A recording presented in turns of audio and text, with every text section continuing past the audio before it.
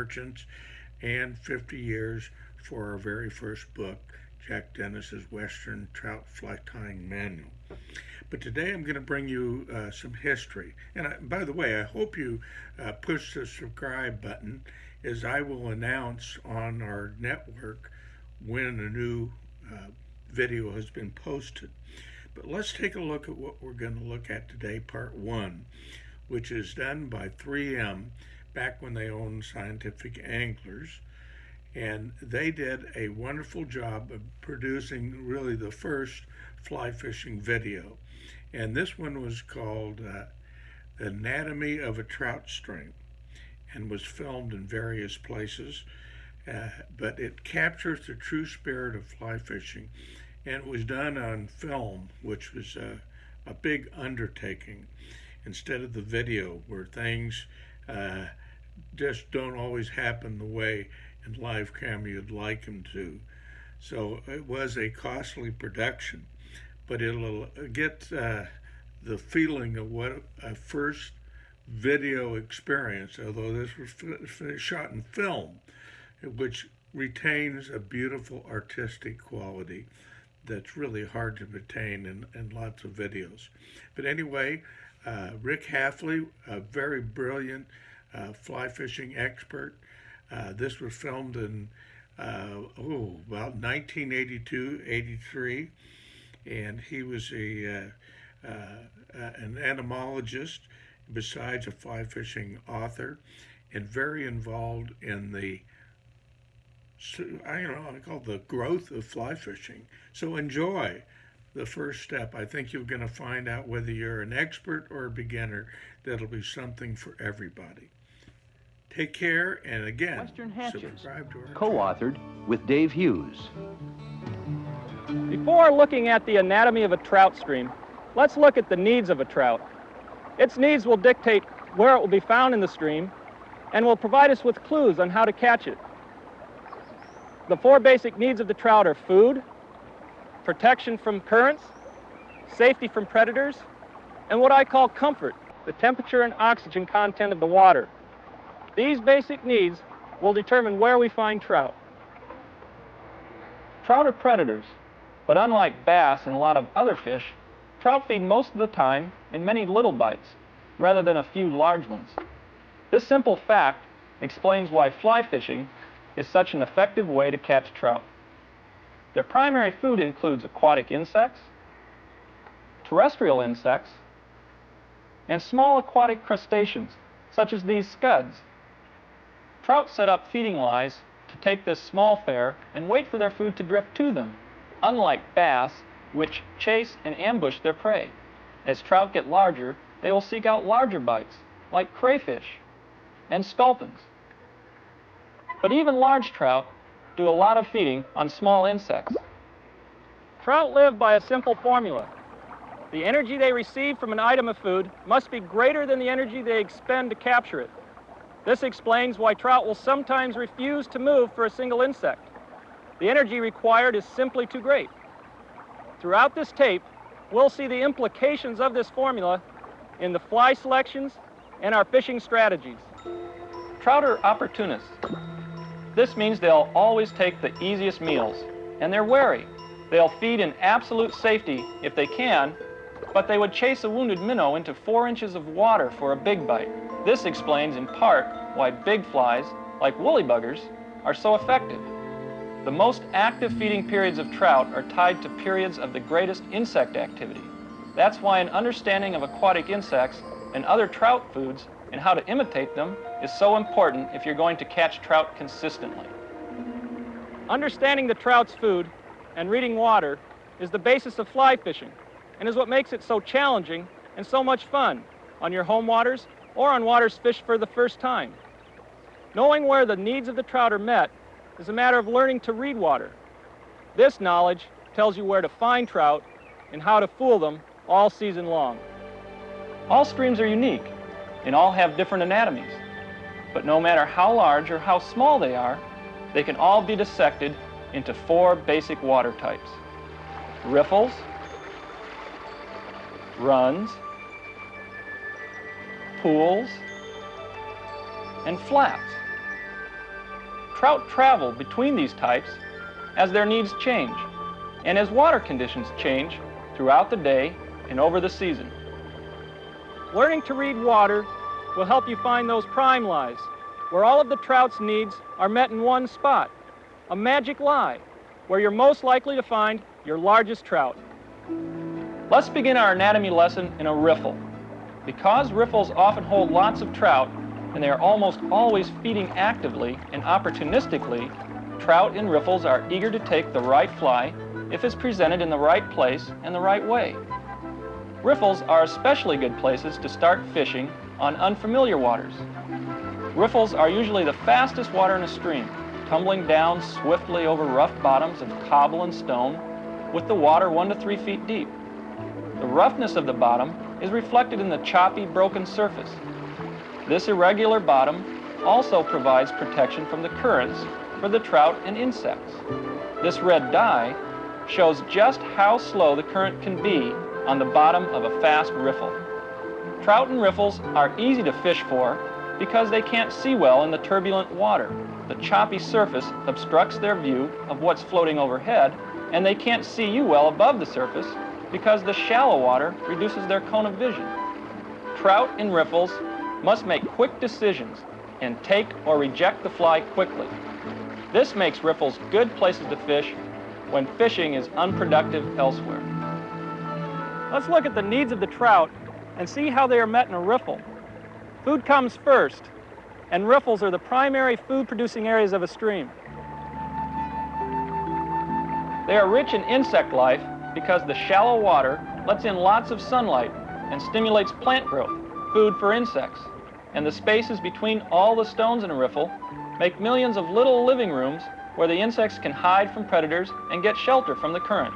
In fact, it helps to understand aquatic insects if you remember that they have the same basic needs as trout: food, shelter from predators, protection from the current, and suitable temperature and oxygen levels.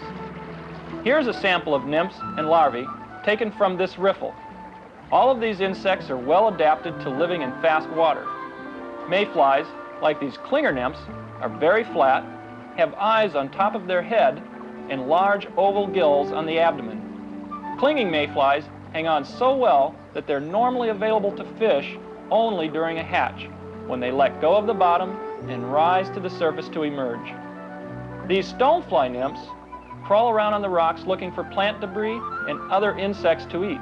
They often get washed off the rocks and become food for the trout. These net-spinning caddis larvae, the kind that don't carry a case around on their backs, are abundant in most riffles. They are excellent to imitate because they often get swept off the rocks. They can't swim, and trout love to intercept something so helpless and easy to eat. Also, they are available to trout almost all the time.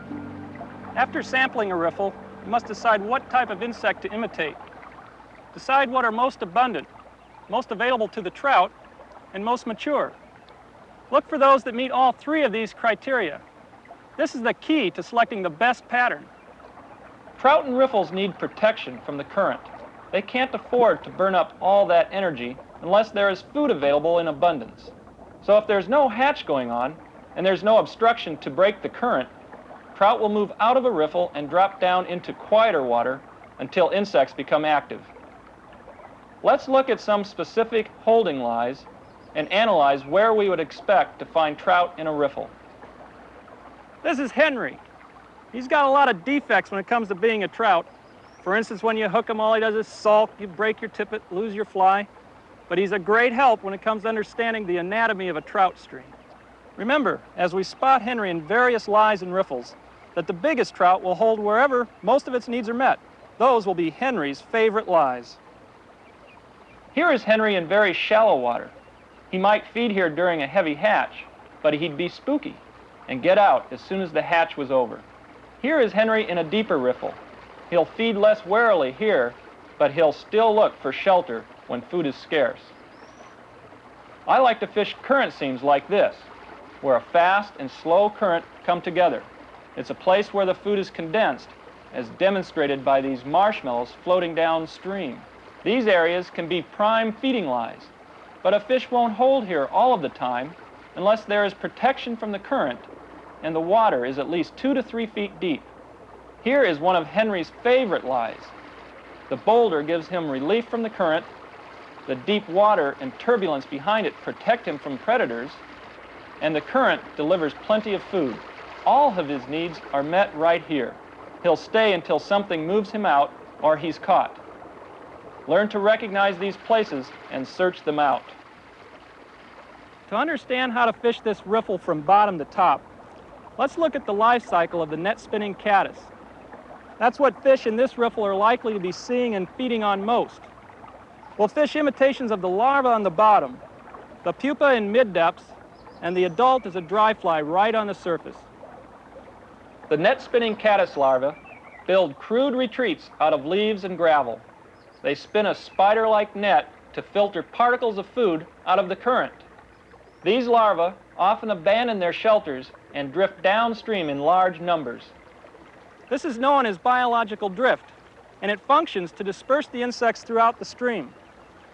Drift usually occurs most in the mornings and evenings, which makes nymph fishing very effective at these times. I like to fish patterns like this weighted number 12 caddis larva tumbled dead drift near the bottom, just like the natural does when it gets swept off the bottom in a riffle. Choose a fly pattern based on the size, shape, and color of the predominant insect and present the fly so it moves like the natural does. Because the water here is shallow, a floating line with a 9 or 10 foot leader tapered to a 4X tippet will handle this situation perfectly. I've slipped a strike indicator about 3 feet above the fly. Because the caddis larva is taken gently and it is fished on a slack line, the strike indicator will help me detect subtle strikes I might miss without it. An 8 to 9 foot rod allows you to control and mend your line easier than a short rod. And I like to use a reel with a smooth drag and large enough to hold your line plus about 50 yards of backing. If you hook a fish in a riffle, it's probably going to head downstream. Position yourself so you work upstream through the riffle. This allows you to get closer to the fish, use shorter casts, and have greater control. You want to cover the water carefully and thoroughly, since fish can be spread throughout the riffle. But pay special attention to the current seams and eddies where fish are most likely to hold. Cast upstream or upstream and across with short casts of only about 15 to 30 feet. The upstream cast allows the fly to sink quickly to the bottom. When you cast, you need to strip in the slack line like this and raise your rod tip so the fly keeps drifting naturally along the bottom. Watch carefully for any hesitation of the strike indicator. Remember, these techniques will work for any nymph you want to fish dead drift right along the bottom, not just caddis larvae.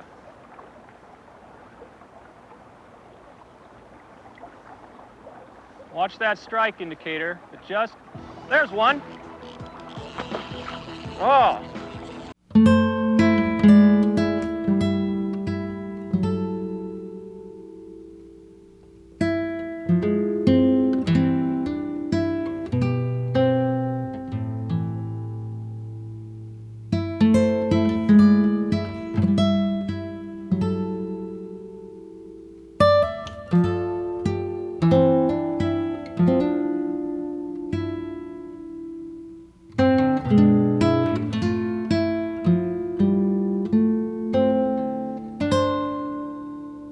Up. Good, rainbow. Oh, nice fish. Yeah, get that hook out.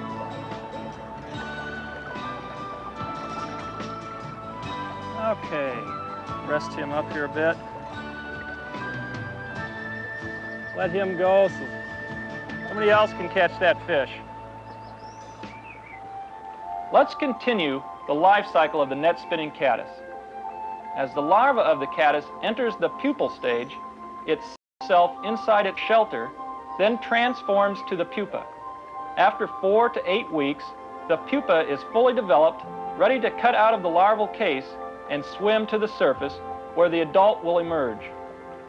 Water temperature and day length are the major factors that trigger insect hatches. But exactly how thousands of insects trapped inside pupal cases can precisely time their emergence is still a mystery to biologists. Many caddis pupae swim actively to the surface to hatch. Others use a combination of swimming and air bubbles trapped inside their skin to help float them to the surface. This is the pupa of the net spinning larva. It's a typical caddis pupa, and when it emerges in the fast water of a riffle, its legs, antenna, and wing cases will all trail back along its sides. Trout concentrate their feeding on the pupa at first along the bottom, and then at the surface where the pupa struggle to break through the surface film. Trout take them there with quick, sometimes splashy rises. Remember, they're not taking dry flies. It's more efficient for them to feed on the pupa. The pupal stage is brief. Normally it takes only a few seconds for them to rise from the bottom to the top. But in those few seconds, they're extremely vulnerable to trout. This olive LaFontaine caddis pupa, in a size 14, imitates it well. The antron yarn catches tiny bubbles of air and gives the fly the silver translucence of the natural pupa as it rises to the surface. These gas bubbles are produced by the insect to help it escape the pupal shuck. Once feeding activity is noted near or at the surface, it's time to switch to a subsurface presentation. Patterns fished just beneath the surface film could be drifted passively or fished with action, depending on the behavior of the natural insect you're imitating. There are a few net-spinning caddis hatching out here, and their pupa rise actively to the surface. So you want to position yourself at the top of the riffle and work down towards the rising fish. Because the pupa is fished right under the surface film, normally you'll see the strike, so you want to take your strike indicator off. My favorite way to fish the pupa is to cast down and across with a slack line. Let the fly sink a foot or so, and as your line swings below you, it'll come up to the surface just like the natural. You may have to mend your line like that to keep a belly from forming and dragging the fly across the surface. You can also lift your rod tip slowly like that to get the fly to rise towards the surface a couple times in one drift. It's most effective if you cast fairly short. 25 to 30 feet is about as far as you want to cast. Oh! Boy, he hit that pupa as it's rising to the surface with a real thud. Whew! That's what makes this so exciting when you're fishing these pupa. They just really come up and nail it. Now, he's not as big as Henry. In fact, I think Henry could make a good meal out of this guy, but brown trout. There he comes. All right. Oh, ground trout are just gorgeous. Red spot.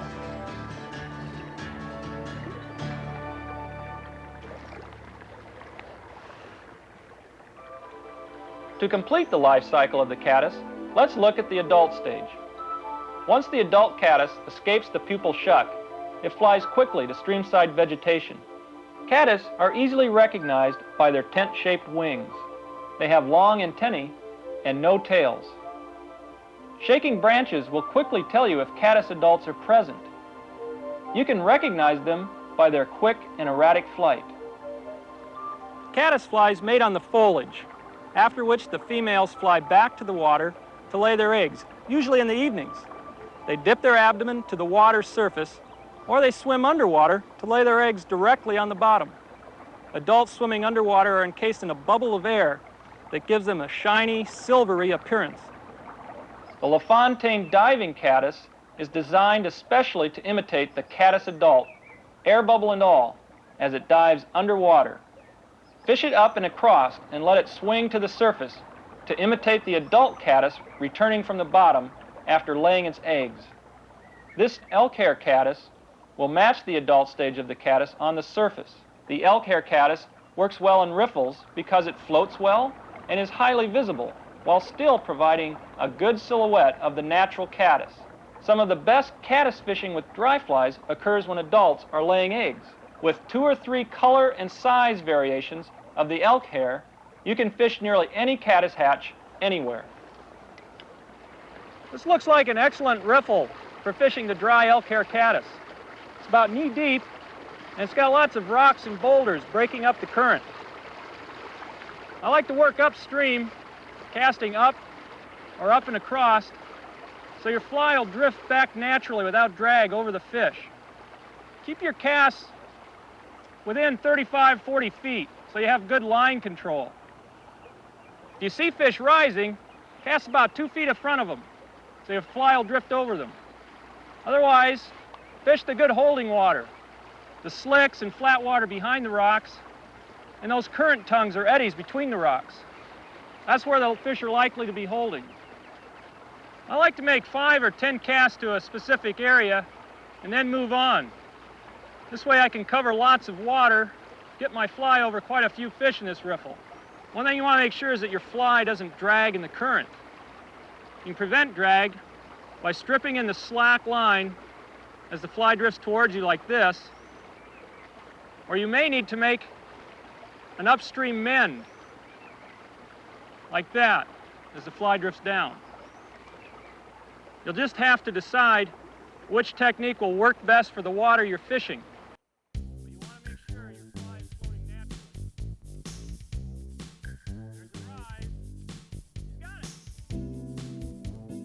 Sit right in that slack water behind that boulder. Why these riffles, that's one of the best places to find a fish. They'll sit back there and sip in that.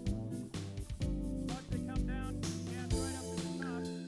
Get your fly to come down with a nice drag-free float. You can really catch some nice fish. Oh, it's rainbow.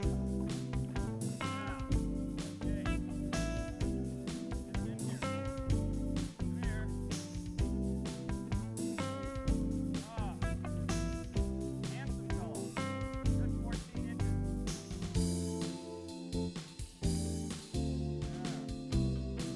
That's right. Rest him up a bit. I think there's some more fish like that out there in this riffle. Let's go see. Let me show you 2 other techniques effective when you're fishing the dry elk hair caddis. The first, just let your dry fly drift down below you and pop it under the water so it'll drift like a wet fly just under the surface. This imitates a natural adult that would be swimming underwater to lay its eggs. The other technique is to flutter your caddis or skate it over the surface. A lot of caddis are real active and they just kind of hop and skate over the water. So you just want to skate that fly right over those feeding lanes behind the rocks, just like that. Just pull it through, get it to skate. Always set up a pattern and cover all the water in a riffle, but pay special attention to prime feeding lies as you come to them. If you wade right out to prime feeding lies first, you will spook trout holding in other parts of the riffle, and they will charge over and spook the fish in the prime feeding line. The life cycle of the caddis, larva, pupa, and adult, shows you why you have to be prepared to fish at all levels of the riffle, bottom, mid-depths, and on top, because fish feed at all those levels. If mayflies or stoneflies were abundant, mature, and available, you should use many of the same tactics, but with different patterns. Trout move as conditions change. If there is no insect activity in the riffle, or there's no holding water there, then the trout will drop down into the run below, where their needs for comfort and cover are met in the deeper water. Runs are important parts in the anatomy of most trout streams. They're deeper than riffles, from 3 to 6 feet deep, and generally have less drop and slower currents. Their bottoms often have large rocks and boulders. Another key difference between riffles and runs is the surface. Runs are smoother, with an occasional boil, but without the choppy aspect of a riffle.